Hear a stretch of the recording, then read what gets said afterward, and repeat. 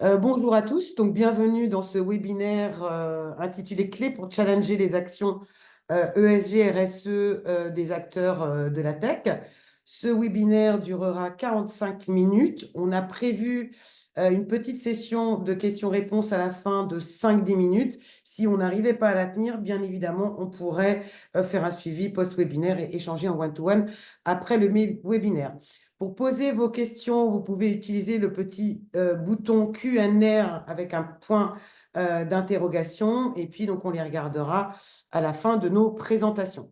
Voilà, je me présente donc Valérie Delage, Advisory Manager chez PAC, Pierre Audouin Consultant, le premier cabinet européen indépendant de conseil et d'analyse de marché dans le domaine des logiciels, des services informatiques et de la transformation numérique.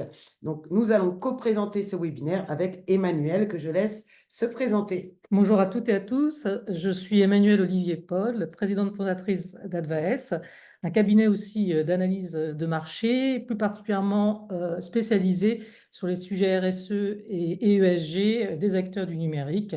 Et je vais intervenir notamment sur cette partie plus particulièrement dans la continuité de la présentation de Valérie. Alors peut-être on va partager justement notre support, donc je laisse Valérie faire à Valérie la manip pour vous partager justement l'agenda. Donc, on va en fait effectuer ce webinaire donc, pendant 45 minutes. On accordera, comme l'a dit Valérie, un petit moment de questions-réponses à la fin. Et si on n'a pas le temps, effectivement, il y aura une continuité par retour de mail.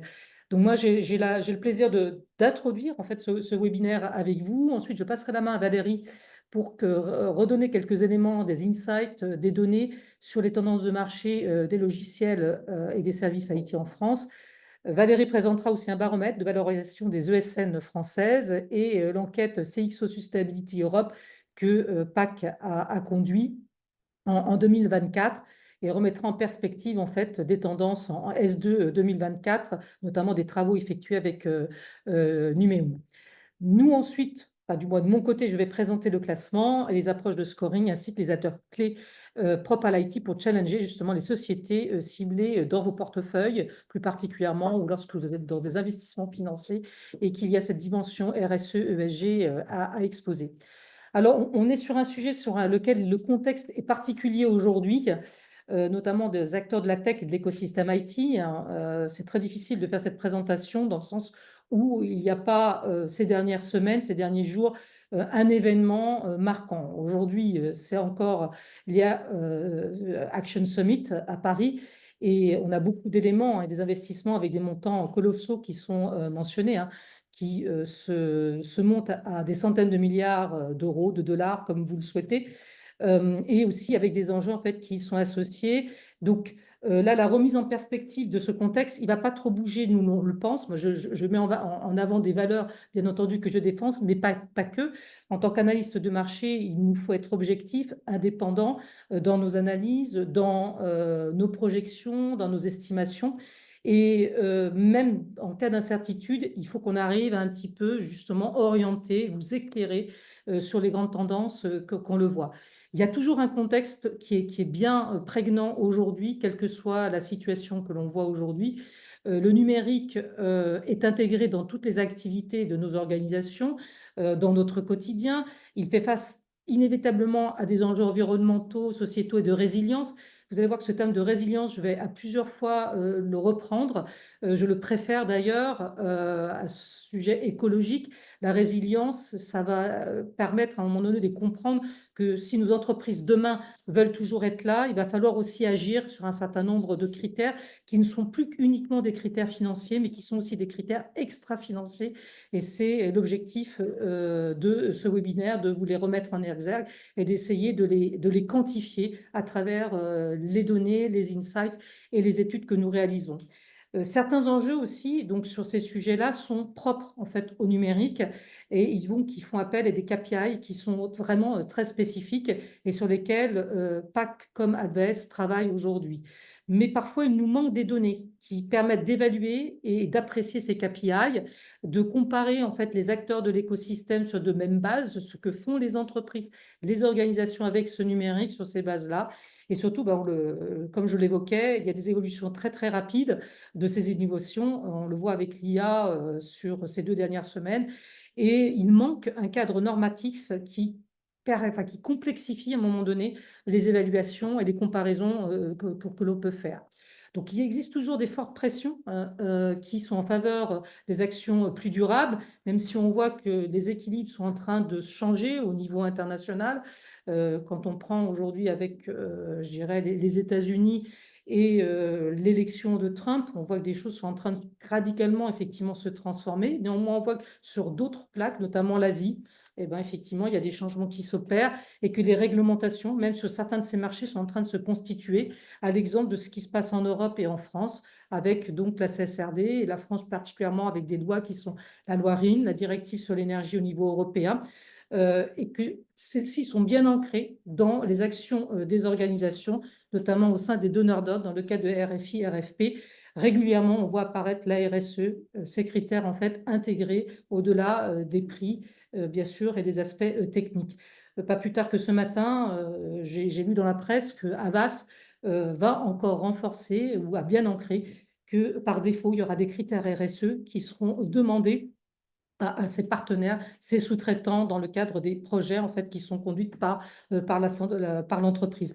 Donc, on voit que d'un côté, c'est challenger ces sujets-là, mais de l'autre, on voit que les entreprises sont bien ancrées. Pourquoi aussi? Parce qu'elles ont la certitude que ça contribue, à la performance de l'organisation. Donc, c'est un sujet où, en fait, quelque part, l'extra-financier et le financier vont se rejoindre pour la performance de l'entreprise, qui est aussi un enjeu d'image de marque de la société, de rétention des employés. Donc ça, c'est plutôt sur le volet marque employeur. Et comme je l'ai dit, je reviens à ce sujet de résilience face aux risques cyber, à la chaîne d'approvisionnement et aussi résilience face aux innovations à soutenir. Bien entendu, en regard, il y a les investisseurs, vous, des actionnaires, vous pouvez être aussi employé, hein, vous avez bien entendu de multiples rôles dans vos propres organisations. Et vous avez des attendus, en fait, en tant que soit investisseur, soit organisation qui utilise, consomme le numérique et qui investissent auprès d'autres sociétés, de conformité, de données de bilan, d'objectifs de réduction, notamment sur la partie énergétique, par exemple, ou d'empreinte carbone, d'actions engagées et de suivi, de revue annuelle des progrès et d'évaluation des impacts au niveau des œuvres. Tout cela fait qu'à un moment donné, il va vous falloir des données, des insights pour pouvoir éclairer vos décisions, les challenger, les conforter. Et notre mission, aussi bien chez PAC que chez Advaes, c'est de vous aider à résoudre cette équation, la finance, la durabilité, les innovations, les tendances de marché. J'ai passé la main à Valérie. Après, justement, cette partie-là, c'est que pourquoi la marketing intelligence?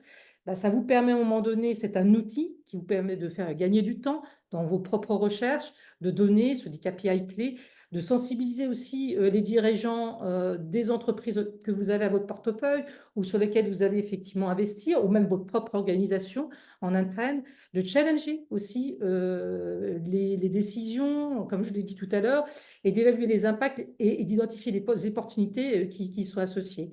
Et bien entendu, parmi les bénéfices, ces insights, ces données, ces informations qu'on vous délivre, la veille aussi qui est associée, vous permet de fiabiliser vos décisions, de sécuriser vos objectifs, d'accompagner bien sûr les activités numériques vers des activités numériques plus durables et aussi donc d'engager vos parties prenantes vers plus de performance, comme je l'ai dit tout à l'heure. Je passe la main à Valérie parce que déjà dans un contexte, il faut restituer le contexte aujourd'hui de l'IT et du numérique, les poids, où sont portés les poids. Donc Valérie, je te passe ici la main, justement. Voilà, alors on se la passe de manière tout à fait artisanale, on fait bouger l'ordinateur. Donc directement dans le vif du sujet des compétences de PAC pour analyser les marchés, eh bien, durabilité et cybersécurité, qui sont les deux focus de notre webinaire aujourd'hui, font partie des marchés IT les plus porteurs. Donc c'est quelque part rassurant et c'est aussi un insight qu'on souhaitait vous dire. Donc dans les marchés les plus porteurs, il y a la data, l'IA et l'IA générative en particulier, également le cloud et la cybersécurité, la sustainability. Donc, cybersécurité, c'est un marché en progression et qui est quand même d'un volume assez important, et donc en progression de 9%. La sustainability, par contre, c'est encore un petit marché, mais qui a une progression donc, de plus de 25%. Donc voilà, c'est une progression très importante, en tout cas que l'on estime donc, pour 2024-2028. Donc ça, ce sont des chiffres issus de notre plateforme de recherche et d'analyse de marché sur les software et IT services. Donc, il s'appelle SITSI pour Software and IT Services Industry de PAC. Il y a le lien ici que vous aurez quand vous aurez la présentation. Et très rapidement, juste pour vous dire, pour ceux qui ne la connaissent pas, SITSI, c'est une source inégalable de données donc sur ces fameux marchés logiciels et services.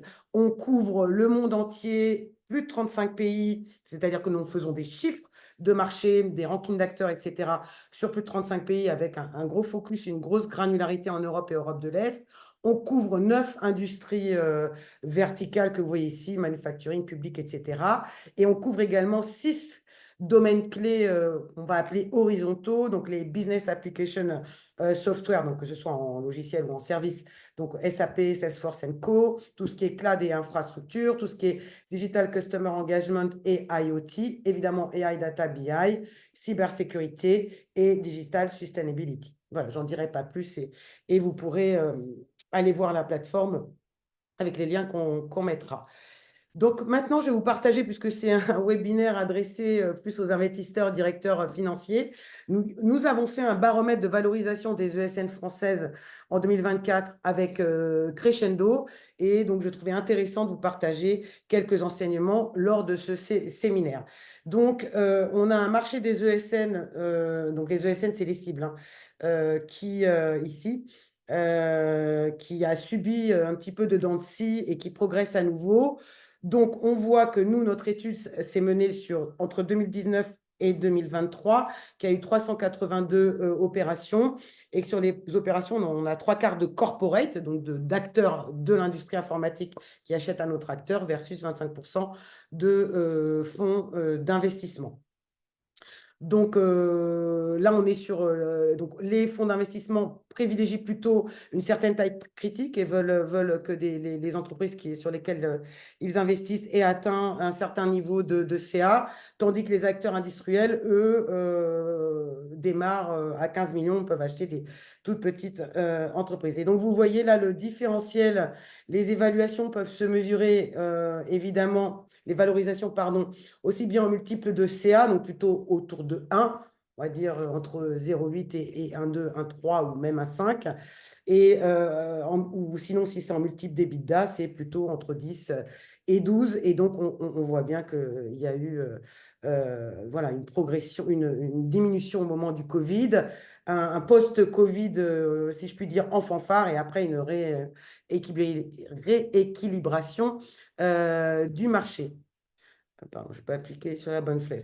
Donc, il est en cours de consolidation. Les expertises des cibles de nos investisseurs, donc c'est les infra, la data, la cyber, l'intégration, les méthodes agiles et l'infogérance. Vous voyez que la sustainability n'est pas encore présente, en tout cas, sur cette enquête, parce que justement, c'est un domaine qui est arrivé, ou en tout cas, bien sûr, qui existe depuis des années, mais qui a beaucoup plus émergé depuis fin 2023-2024. Et là, on a une info sur les principaux acquéreurs industriels, donc Magellan, Accenture, etc., versus les principaux acteurs investisseurs, fonds d'investissement. Donc, le périmètre de l'étude, en fait, je l'ai déjà dit, je vais aller vite, c'est entre 2019 et 2023. C'était uniquement sur les ESN françaises de toute taille. Donc, on a analysé un échantillon de 382 opérations. Par contre, de leur côté, les acquéreurs ou investisseurs peuvent être français ou internationaux. Et évidemment, on a retraité les valeurs extrêmes pour aller plus vite. Donc là, je ne vais pas rentrer dans tout ce détail. Donc, le dynamisme des ESN cibles a favorisé un retour rapide des transactions, puisque vous voyez très, très bien là, ici, la courbe, donc, avec la chute en 2020, évidemment, liée au Covid, qui a fait diminuer le nombre d'opérations, donc soit de fusion-acquisition, soit d'investissement dans des targets. Et puis derrière, ben, on a vu qu'en 2021, il y a eu un rebond post-Covid, c'est ce que je vous disais tout à l'heure dans l'exécutif summary. Et en 2022, on voit que ça se stabilise. Voilà. et 2023 aussi. Donc, bon, là, c'est le même, on va dire, commentaire avec ce qu'on voit les effets sur les multiples de CA ou les multiples d'EBITDA, qui sont les deux façons de valoriser les cibles. Donc, il y a toutefois des disparités par domaine, et ça, on trouvait intéressant de vous le partager. Donc, à nouveau, les principaux domaines des cibles acquises, c'est infrastructure, cybersécurité, data, intégration, infogérance. Et on voit que la cybersécurité a un nombre restreint, plus restreint d'opérations, mais avec des multiples les plus forts. Donc, ça a été, voilà, sur cette période et surtout sur la fin 2022, de 2023, une source d'intérêt pour les acheteurs. Également la data, le big data, etc. Donc, qui sont les deux secteurs qui offrent le plus d'attractivité, donc soit pour un acheteur industriel, soit pour un investisseur fonds d'investissement. Voilà, les profils types. Donc là, on est sur la taille des cibles et là, on est sur les investisseurs, les acquéreurs industriels, hein, parce que vous voyez que des sociétés industrielles. Donc voilà, j'ai choisi ici de vous mettre le top 10 des acquéreurs en volume de CA. Et ici, on voit que sur 284 opérations, les trois quarts concernent des sociétés de moins de 15 millions de chiffre d'affaires. Et puis, donc, le reste, voilà. Donc, vraiment, les acquéreurs stratégie privilégient l'achat de petites entreprises facilement intégrables, voilà, sur lesquelles il peut y avoir un transfert de compétences très rapide dès les premiers mois. Et on voit que en volume de CA, hein, ce n'est pas en nombre d'opérations, en volume de CA acquis, c'est Sopra Steria le premier, puis Accenture, CGI. Voilà, à nouvelle fois, on est sur des cibles françaises. Donc là, on est sur les investisseurs au sens fonds d'investissement. Donc là, il y a la taille des cibles complètement différente. Donc on voit que 80% des cibles là, de ce côté-là font plus de 15 millions de CA. Et même plus de 52%, au moins 50% de CA. Donc là, le classement, on l'a fait au nombre d'opérations, et donc les chiffres ne sont pas affichés. Bon, les acteurs non plus, mais donc désolé, c'est une petite erreur de copier-coller. Et donc là, on avait le classement des investisseurs que donc, vous aurez évidemment dans la presse à la fin. Et le podium, on voit que c'est des acteurs essentiellement anglo-saxons, donc des fonds essentiellement anglo-saxons, puisque là, on est sur la partie fonds. Voilà, et lors de cette enquête, donc voilà, on a agrégé un peu plusieurs données. Donc, ce qu'on a vu pour conclure, c'est qu'il y a un engagement pour le numérique responsable qui se confirme. Donc, on voit que pour 62%, ils ont déjà mis en place des actions en faveur du développement durable et que 93% des entreprises, donc de notre panel, hein, ont prévu d'intensifier leur engagement vers le numérique responsable. Donc, c'est un très, très, très bon signe. Le marché de la digital sustainability en France, donc c'est près de 1 milliard, hein, c'est voilà, presque 1 milliard d'euros en 2023, mais avec une croissance de plus de 43%, comme je disais tout à l'heure. Donc, petit marché, mais avec une croissance énorme. Donc, bon, là, je passe pour avancer, puisque je vois que le temps passe. Ensuite, je voulais vous partager aussi quelques enseignements de l'enquête qu'on a réalisée auprès de CXO, donc CEO, CTO, CMO, donc tous les décideurs européens dans plusieurs pays européens sur la sustainability qu'on a réalisée en 2024. Donc, pourquoi on a voulu faire une enquête? Évidemment, c'est un sujet de premier plan. Il y a des vents contraires en 2024 qui sont encore pires en 2025 et Emmanuel y reviendra. Donc, des vents contraires économiques et géopolitiques qui pourraient pousser les entreprises à se refermer sur elles-mêmes. Mais donc, on a voulu savoir quid des initiatives de développement durable dans ce contexte et comprendre les engagements des décideurs en la matière. Notre méthodologie, donc on a interviewé plus de 500 personnes de grandes, moyennes, petites entreprises, comme vous voyez ici, dans différentes régions d'Europe. Les 3 pays les plus représentés étant France, Allemagne, Royaume-Uni. Je vais très vite. Et on a une juste représentation des différents secteurs d'activité. Et sur les postes, on a à la fois des CEO, des CTO, CIO, IT, et puis et aussi des responsables marketing. Donc, les grandes tendances de ce qui est plutôt rassurant, si je puis dire, eu égard au contexte, c'est que 80 à 85% des entreprises européennes considèrent le développement durable comme de plus en plus critique, et ce pour plusieurs raisons. La survie économique, les objectifs stratégiques prioritaires, l'attractivité pour les clients, la rétention et l'attractivité aussi pour les nouveaux talents et la sécurisation des investissements. Évidemment, la France est dans ce domaine. Donc ça, c'est très rassurant. Parmi les autres grandes tendances, les entreprises restent confrontées à de nombreux défis en la matière. Donc, on a 85% des entreprises françaises qui dénoncent, si je puis dire, remontent en premier lieu comme difficulté le manque de leadership. 79% des entreprises européennes qui remontent qu'il est difficile de s'adapter aux nouvelles exigences réglementaires, donc 77% pour la France, et 79% des entreprises européennes qui mettent en avant l'accès aux technologies appropriées. Les entreprises ont quand même des défis devant eux, même s'ils sont volontaristes en la matière.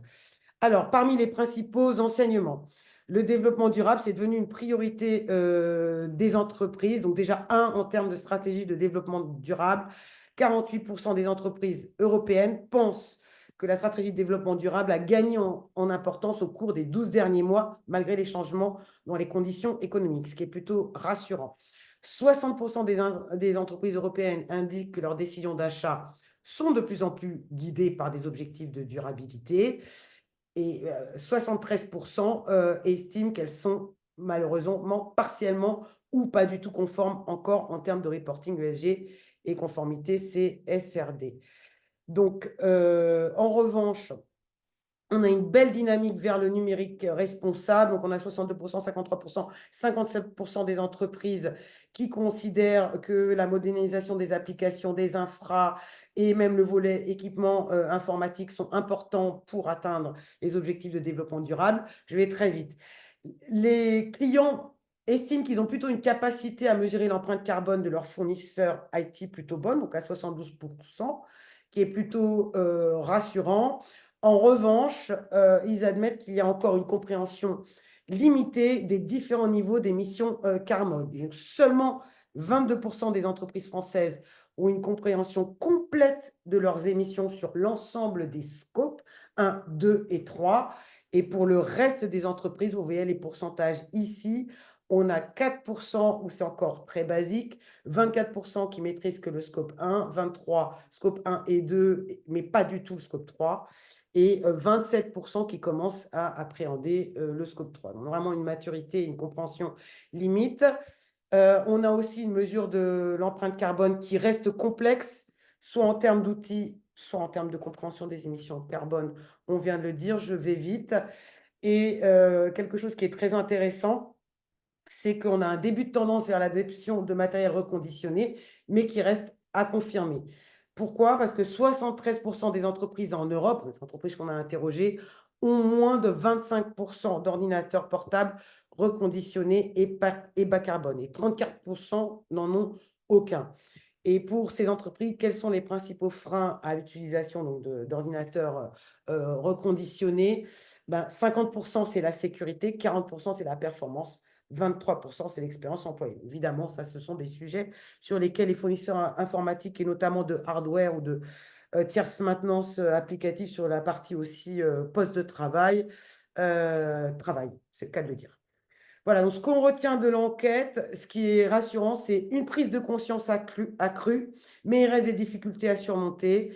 Et quand même, on voit des bonnes initiatives, notamment sur la partie équipement, réparation, réutilisation, recyclage des matériels informatiques deviennent un sujet de plus en plus prégnant pour les organisations utilisatrices.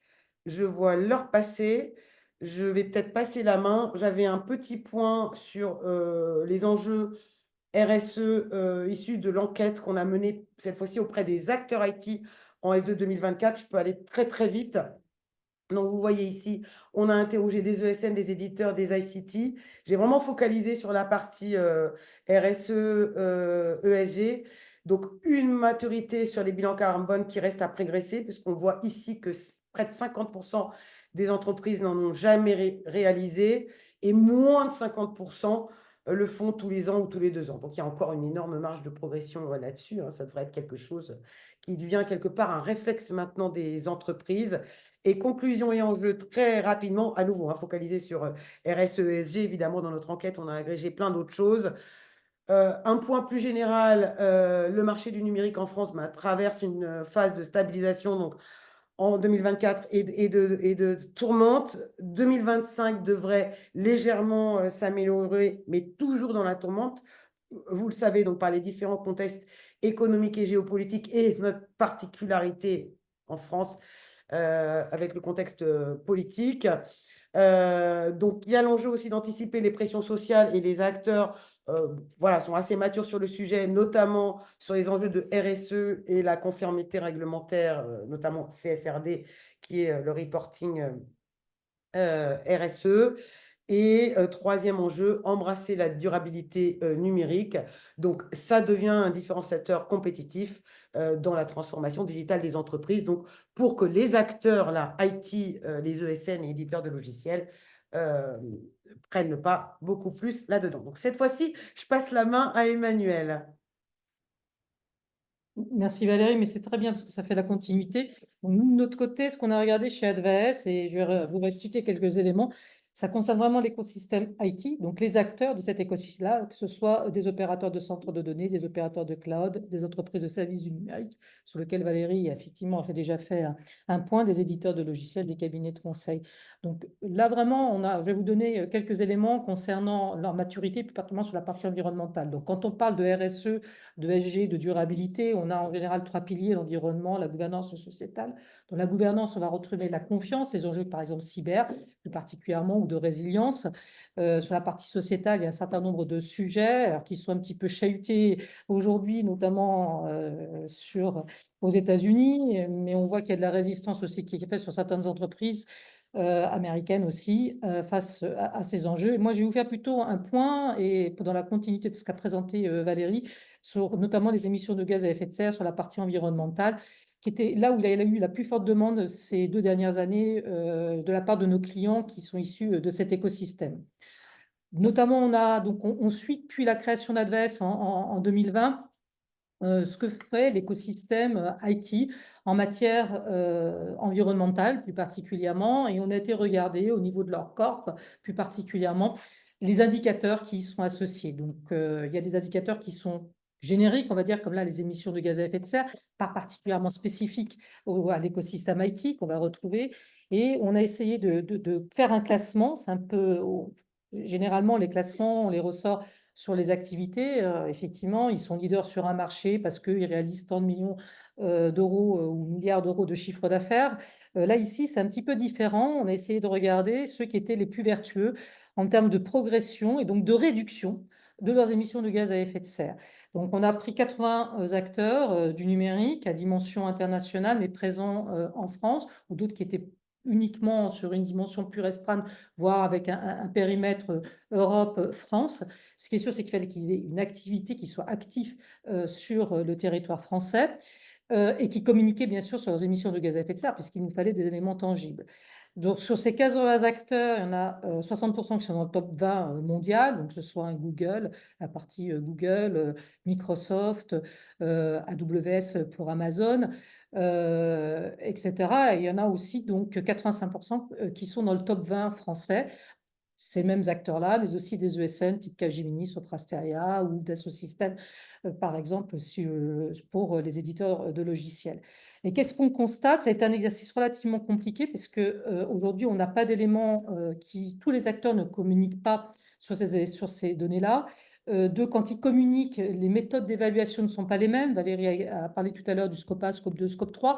Certains ne vont communiquer que sur le scope 1 et scope 2 ou ne vont avoir éventuellement qu'une part du scope 3. Juste pour vous donner quelques indications, pour les entreprises de services du numérique, le scope 3, enfin, pas peu, mais représente plus de 90% de leur émission de gaz à effet de serre.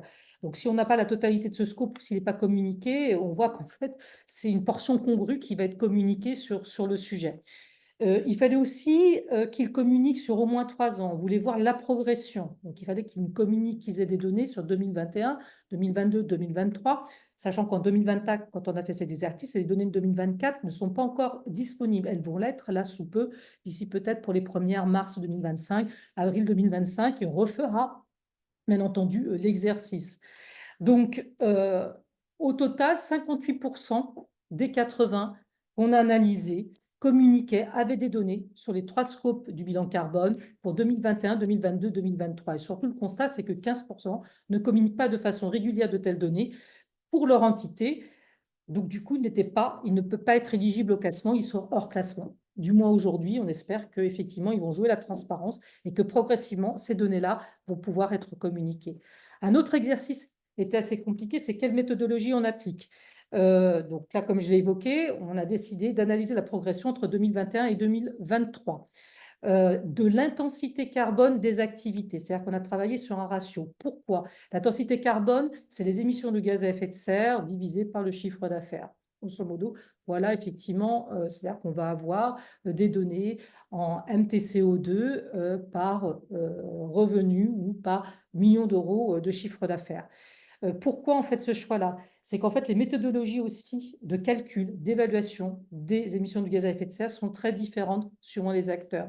Donc les comparer entre eux sur des émissions en valeur absolue ou brute n'avait pas de sens puisqu'on pouvait ne pas comparer sur de mêmes bases. Donc qu'est-ce qu'on a comparé? C'est l'évolution qui nous semblait en fait le plus pertinent, le plus judicieux en l'état aujourd'hui des choses et d'un manque de standards, de normes dans l'évaluation en fait permettant justement des comparaisons sur de mêmes bases entre ces différents acteurs. Donc, vous aurez l'ensemble des éléments dans la présentation. Donc, les enseignements, ici, rien qu'uniquement au niveau de l'analyse, c'est des méthodologies d'évaluation qui sont très, très hétérogènes. Il est difficile de comparer sur le même base, comme je viens de le dire. L'évolution de l'intensité carbone nous semblait la meilleure approche pour les comparaisons. Il y a des distinctions aussi à faire selon le location base et le market base. Donc, si vous êtes un peu, effectivement, connaissez un petit peu ces mécanismes-là, certains vont communiquer que sur location base. Nous, on pousse à ce que cette communication soit faite par défaut sur le location base. D'autres ne faut le faire que sur le market base. Donc là encore, on avait des difficultés de pouvoir comparer les acteurs entre eux, ce qui fait qu'on a fait, dans certains cas, 2 classements, un location base, un market base. Et comme je l'ai dit tout à l'heure, le scope 3 peut varier de 33% à plus de 99% en 2023 chez certains des acteurs analysés, la moyenne étant autour de 90% pour les acteurs du numérique. Là, vous pouvez accéder en ligne, vous aurez un lien dans la présentation qu'on va vous adresser qui permet d'accéder en fait au rapport final. Donc là, je vous ai mis juste une screenshot sur le top 35 des prestataires du numérique actif en France en l'évolution de leurs émissions de GS entre 2021 et 2023 en market base. Et vous voyez donc là, Worldline, alors je ne vais pas dire Cocorico, mais c'était une bonne, je dirais, a fait beaucoup d'efforts sur les trois dernières années. Et on voit que cette intensité carbone pour Worldline a diminué autour de 33% en fait en moyenne annuelle. Là aussi, c'est un taux de croissance annuel moyen. Donc, c'est pas en fait entre 2021 et 2023, on l'a moyenné en fait sur les 3 années. Il y a un bon score aussi pour Digital Reality et pour Fujitsu. Ensuite, SAP, Nutanix, Apple. Alors, on n'a pas tous les acteurs de l'écosystème. Donc, progressivement, on va effectivement faire cet exercice pour étendre, en fait, et aller au-delà de 80. Mais comme je vous l'ai dit, beaucoup ne communiquent pas autour, donc ne peuvent pas être dans le classement de facto. Ce qui est intéressant aussi, c'est de voir qu'en 2023, les émissions de gaz à effet de serre globales de 50% des prestataires, donc IT ici, de la tech analysée, s'élèvent à plus de 300 millions de MTCO2 équivalent pour un chiffre d'affaires cumulé de plus de 2200 milliards d'euros dans le monde. Donc, en plus, c'est tout un exercice où il faut ramener sur les mêmes ratios avec des taux de change. Donc, c'est un exercice qui demande à un moment donné de travailler sur de mêmes bases.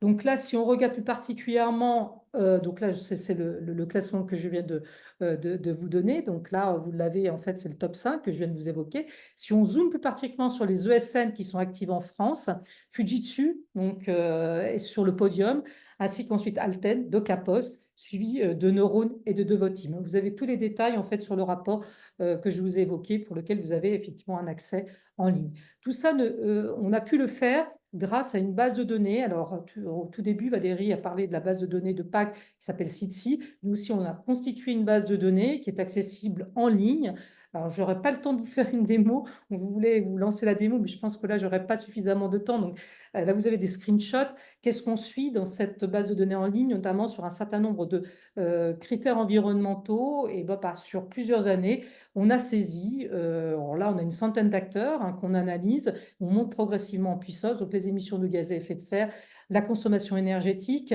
la part des énergies renouvelables bas carbone. Il y a toujours une petite nuance en fait à faire entre les deux.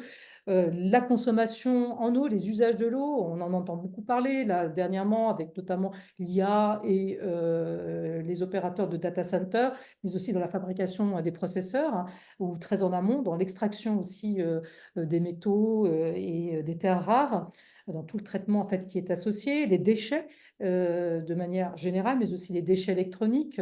Valérie a évoqué tout à l'heure notamment ce qu'on va faire ensuite avant que ça ne devienne un déchet.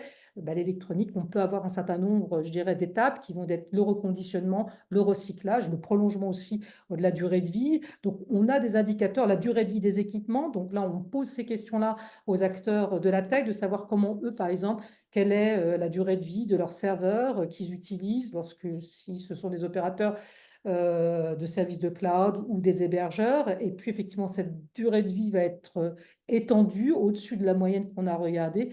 Plus on va les positionner de manière positive par rapport à leurs concurrents ou aux autres acteurs de l'écosystème. Donc, on commence aussi à intégrer quelques éléments d'indicateurs qui sont aussi sociétaux, de type l'équité homme-femme, la part des femmes dans les effectifs, ce qui est un vrai enjeu pour notre secteur aujourd'hui, avec une volonté aussi, bien entendu, de monter en puissance. Ça fait partie de la gestion, bien sûr, des talents.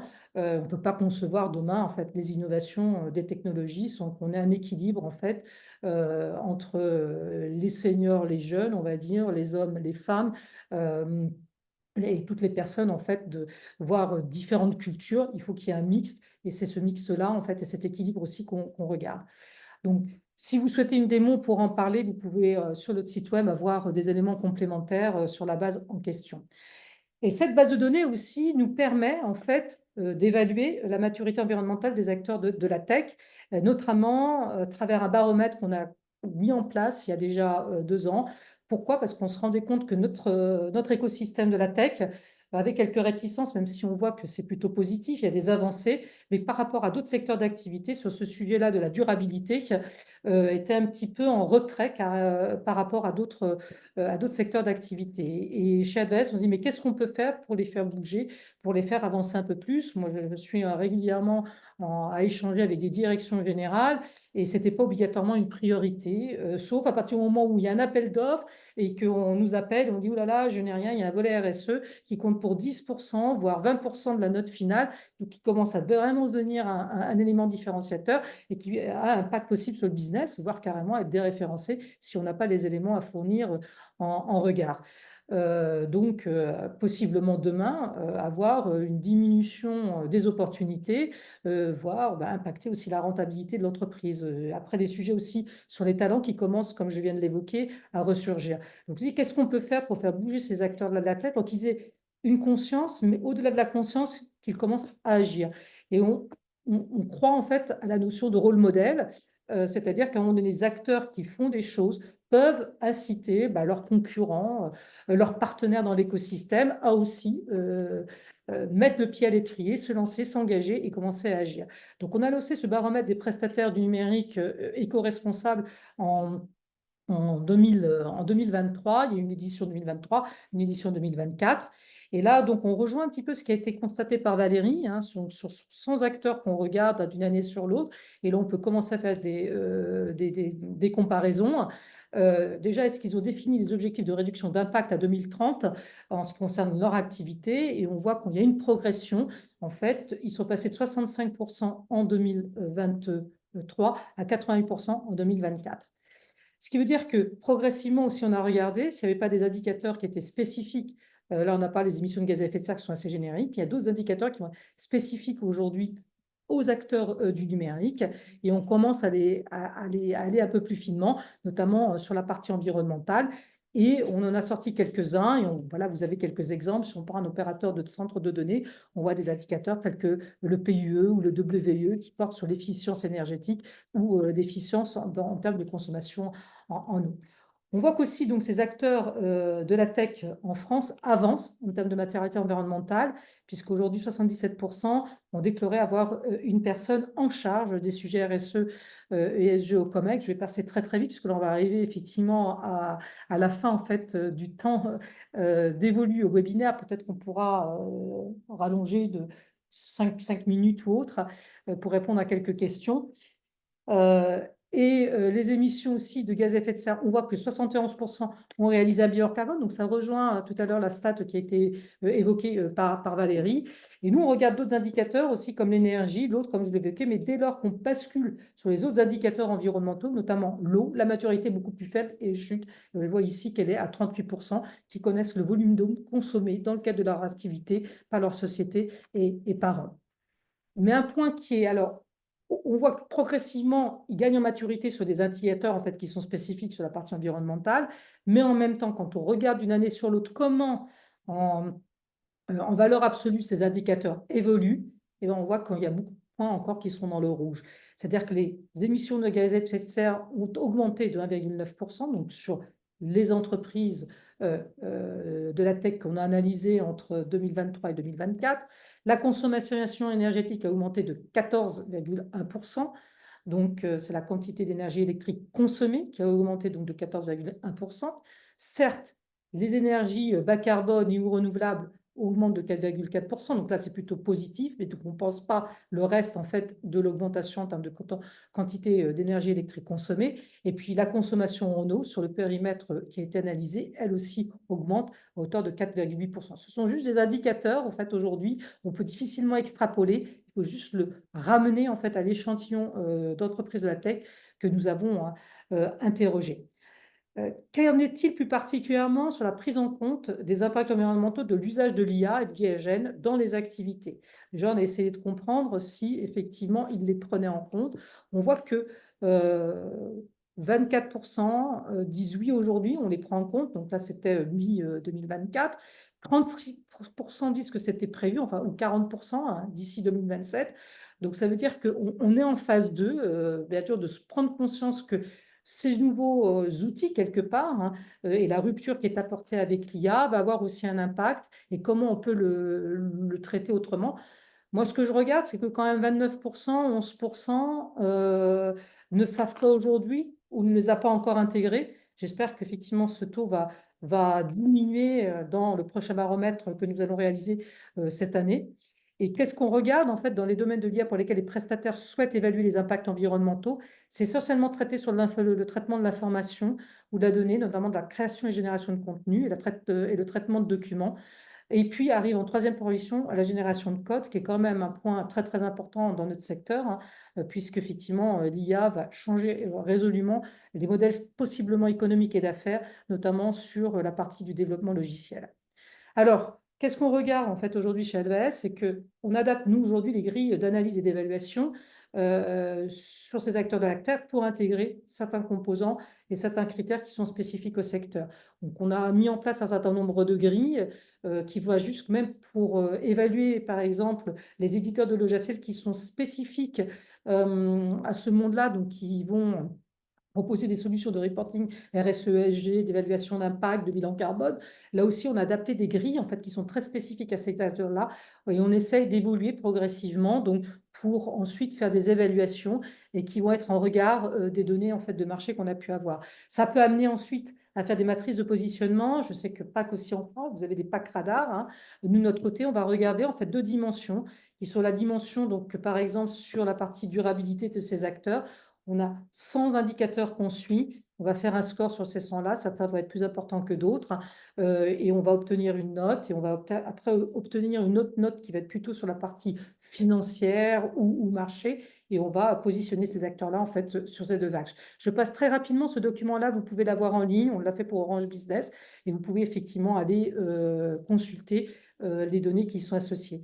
pour revenir à ce qu'a dit Valérie, les acteurs en fait, de cet écosystème-là, aujourd'hui, il y a une dynamique, et on l'a vu, nous, on a réalisé plus particulièrement une étude sur les éditeurs de logiciels de reporting RSE, ESG, d'évaluation d'impact, notamment de l'IT et du numérique, hein, et de bilan carbone. Et on voit que la dynamique est plutôt très forte. Le marché, en fait, entre 2023 et 2027 va augmenter autour de 26%, avec bien entendu une part qui est forte aussi en service, d'accompagnement, de conseil dans les process de reporting RSE, ESG dans la perspective de la CSRD, même si celle-ci est en train d'être challengée aujourd'hui, mais il y aura toujours une réglementation, elle va être là, peut-être effectivement toucher un moins grand nombre d'entreprises, mais il y aura un effet de ruissellement et inéluctablement, il faudra s'outiller. Ça demande un trop grand nombre de données qui sont à traiter. L'IA aussi peut venir en aide, bien entendu. La plupart de ces éditeurs de logiciels, d'ailleurs, commencent à intégrer des composantes d'IA pour pouvoir traiter, analyser et évaluer, notamment, par exemple, dans le cadre de process d'émissions de gaz à effet de serre ou de bilan carbone. Et puis, bien au-delà, effectivement, on essaye aussi d'aller faire une veille ciblée. C'est un domaine qui bouge énormément. Et on est obligé quelque part d'être toujours, je dirais, chaque jour euh, vraiment concentré pour voir quels sont les signaux faibles qui vont pouvoir à un moment donné, qui vont avoir une action et qui vont peut-être induire des changements dans les modes opératoires, dans la manière aussi d'évaluer, de consolider, d'appliquer et d'agir, de faire agir en fait les acteurs de cet écosystème-là. Je passe la main, notamment sur les Q&A. Il nous reste encore, je crois, quelques minutes où je pense, non, Valérie me fait signe que non, et qu'on va On va arrêter. peut-être regarder juste. Ah, il n'y a pas de question. Donc, je crois qu'on a, en fait, voilà, on a dépassé un petit peu notre temps. Il y a un enregistrement qui a été effectivement, le webinaire plutôt a été enregistré, donc on pourra le revoir en replay. Peut-être que Valérie, est-ce que tu veux conclure ou Je je peux dire un conclue? dernier mot Un pour petit dire mot, au voilà, revoir. qu'on soit toutes les deux sur la. Voilà, Voilà. sur la photo finale. Donc, merci de votre écoute. Si vous êtes intéressé, n'hésitez pas à revenir vers nous post-webinaire, à nous poser vos questions justement hors webinaire. Et puis, on vous enverra donc le replay et la présentation. Voilà, merci. Merci beaucoup. Bonne journée. Au revoir.